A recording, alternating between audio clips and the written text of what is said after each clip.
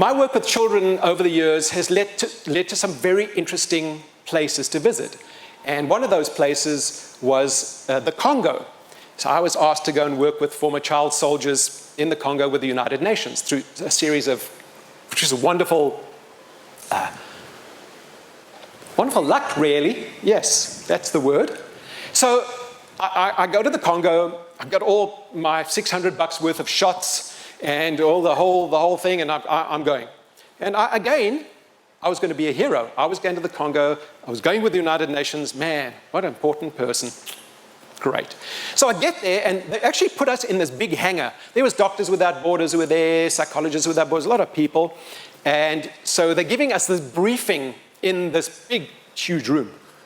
And the guy standing there, he goes, okay, each and every one of you in this room, you're going to have a driver who is going to drive with you.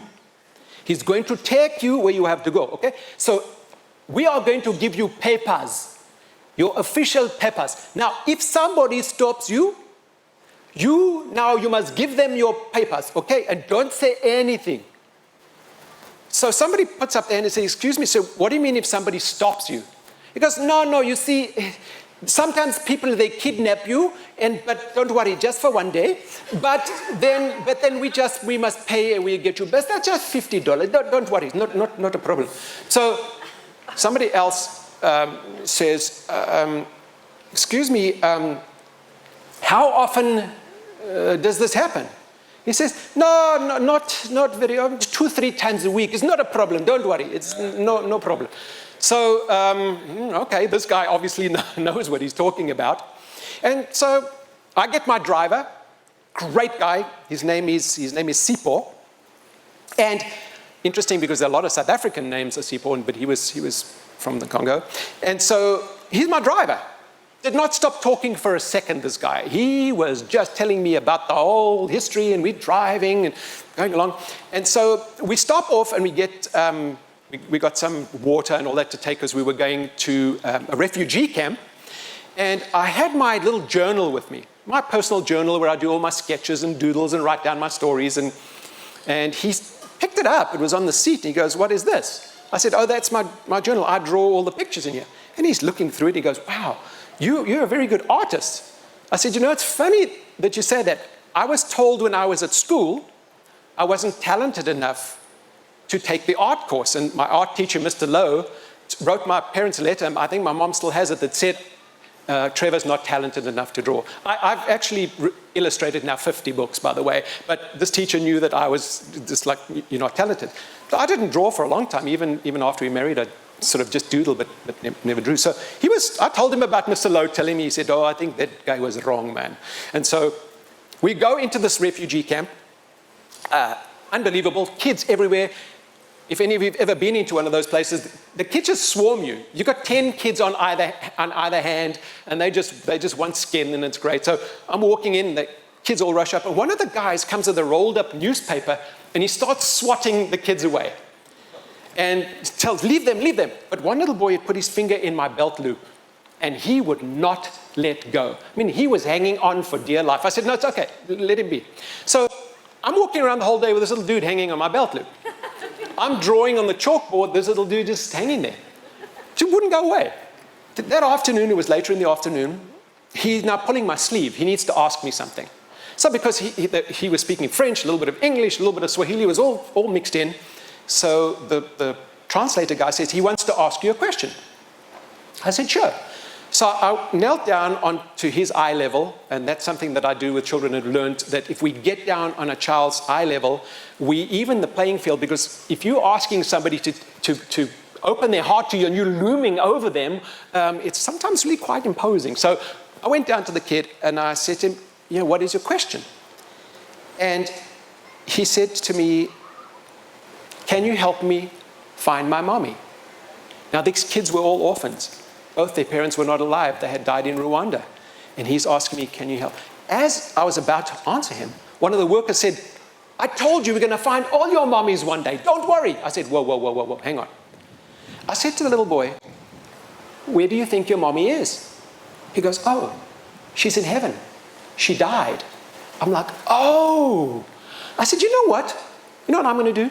tonight when I say my prayers, I'm going to pass on a message to please tell your mommy that you love her and that you miss her and you will never forget her. And that little boy looks at me, big smile breaks out in his face, he goes, thanks, puts his arm around my leg and then runs off to play soccer with the other kids, making sure he connects with me every now and then just to wave to the... And the thing I learned there was that all that little boy needed was validation. He didn't... The worker was trying to tell him they'll find their mommies. That's not going to help that little guy at all. And just seeing that little face when he realized that I got where he was made such a huge difference. So get back in the car, and I'm driving with Sipo. We're going down the road. Now, in the Congo, there's no paved roads. The potholes are huge. You have to sort of drive in between. This dude's fishing in the potholes, you know. So you're driving down the road. And we're coming and he's talking nonstop. And we come over the hill and we get to a roadblock. There's a boom across the road. There's a little sentry post and there are two Congolese soldiers. Their sleeves were rolled up to here. They had huge biceps. AK-47, one guy had a sidearm. The other guy had an old rusted rocket launcher with a green, like a mortar in the thing. Gun belts, grenades, and I look over at Sipo, and his now eyes are bigger than saucers, and he's not saying a word. And I'm panicking now, thinking, what's going to happen? So we put up. One of the guys walks around and he looks in the window and he goes, where are you going? I said, sir, I'm going to the Don Bosco orphanage. I'm going to go and work there with the kids. He goes, what work are you going to do? I said, sir, I'm going to work with children. He goes, where are your papers? I give the guy my papers, and he walks around to the other guy, and they start having an argument. They are yelling and screaming, and I'm thinking, oh man, I'm going to be somebody's wife tonight. And that's maybe not going to be very comfortable. They scream. The guy comes back. He looks in the window. He goes, where are you going? I said, sir, I'm going to the Don Bosco. What are you going to do there? So I'm going to work. What work are you going to do with the children? So I said, well, hang on. So I had my journal, and I picked it up, and I said, I'm going to do art with children. He grabs my journal. He starts looking through the pages, looking through it. He comes to a page and he goes, you draw this? I said, yes, sir. He goes, can you draw me? Okay, sure. So he stands there and he salutes. And I do a little quick caricature of him and I give it to him and he goes, you are a cartoon man.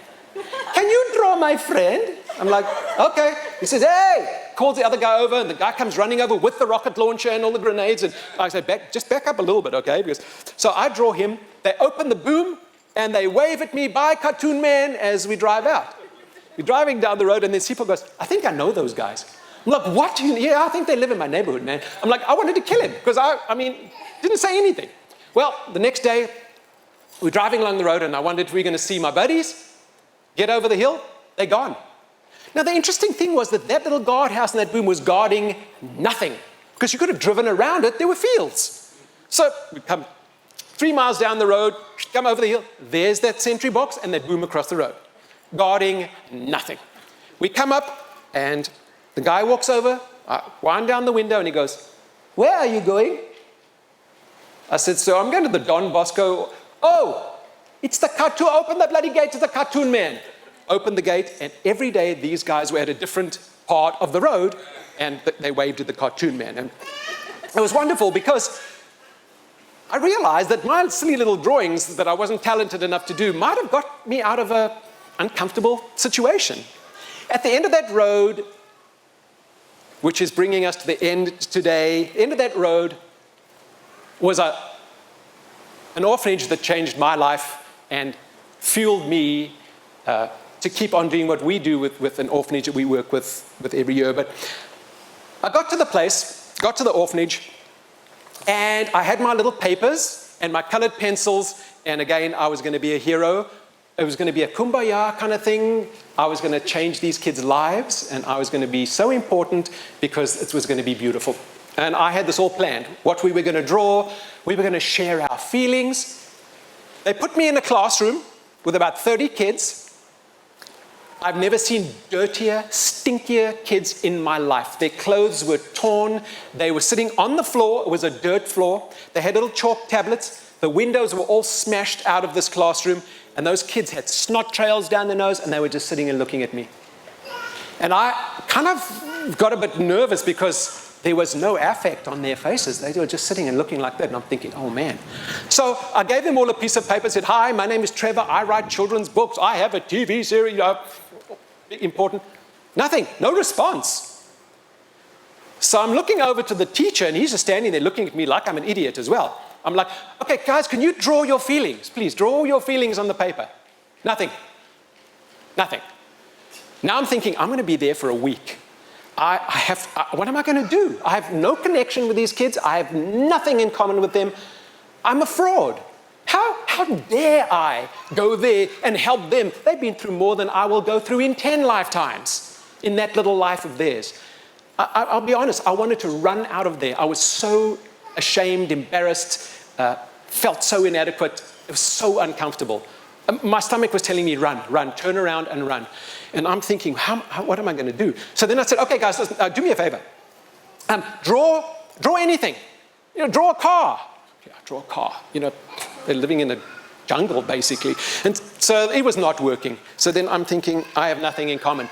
But then all of a sudden, something, the CEO probably, get a little prod on the head.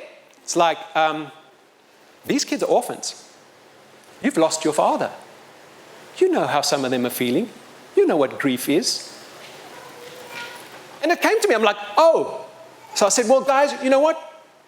I think I understand maybe what some of you guys are feeling. Let me explain. So I took out a piece of paper and I drew a picture of my dad.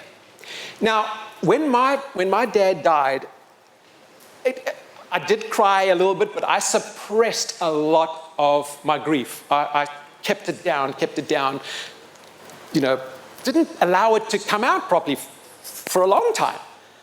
And showing them, I picked up this picture of my dad and I said, okay, guys, I think I know. This is my daddy, and he died.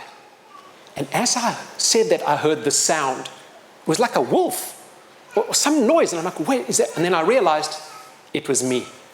My grief came out. Oh my goodness, I started crying, I'm boo-hooing, plus the nerves, plus being there, plus feeling like a loser, feeling sorry for myself. Now it's coming out. I am crying.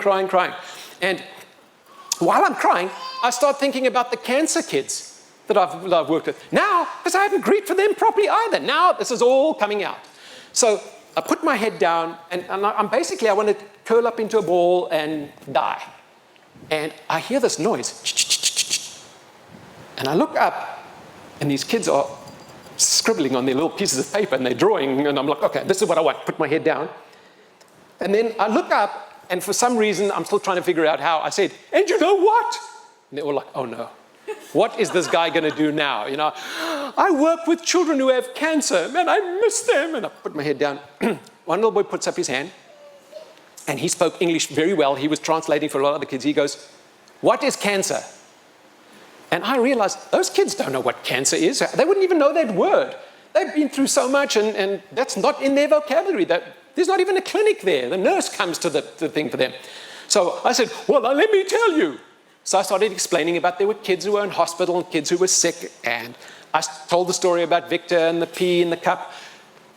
I'll tell you what, they asked me 5 times, 10 times a day to please tell that story again. Over and over and over, and they love to hear that story.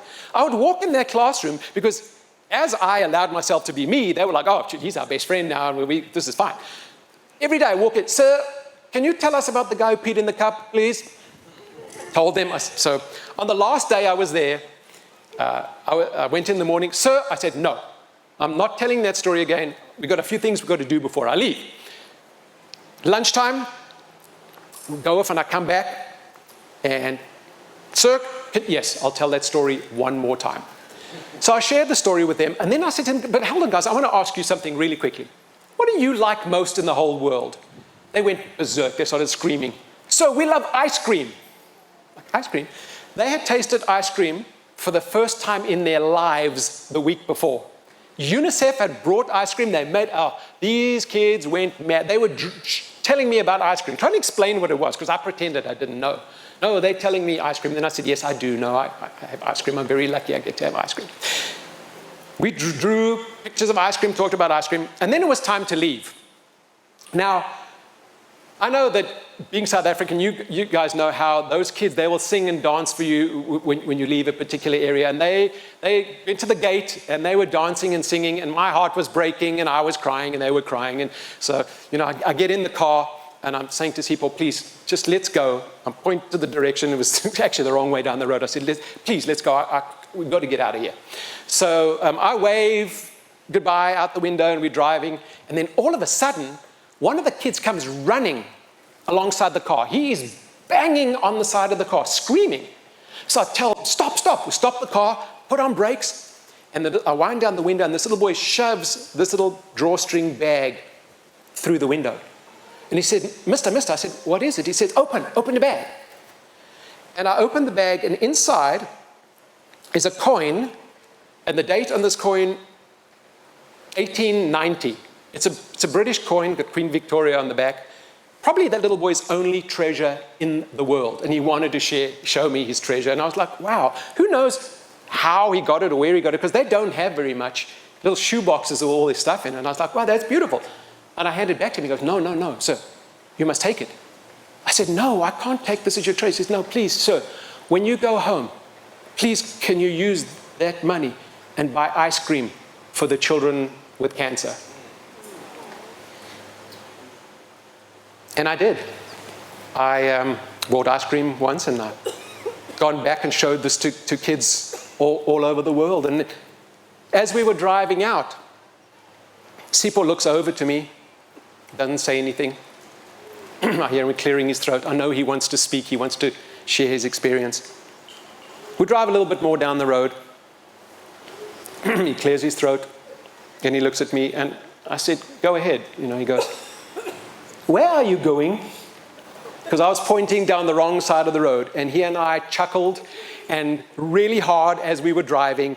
And it was just amazing how that bond with him and the connection with the kids and the extremely painful situation and the laughter all came together and gave me one of the best experiences and learning lessons I've ever had in my life.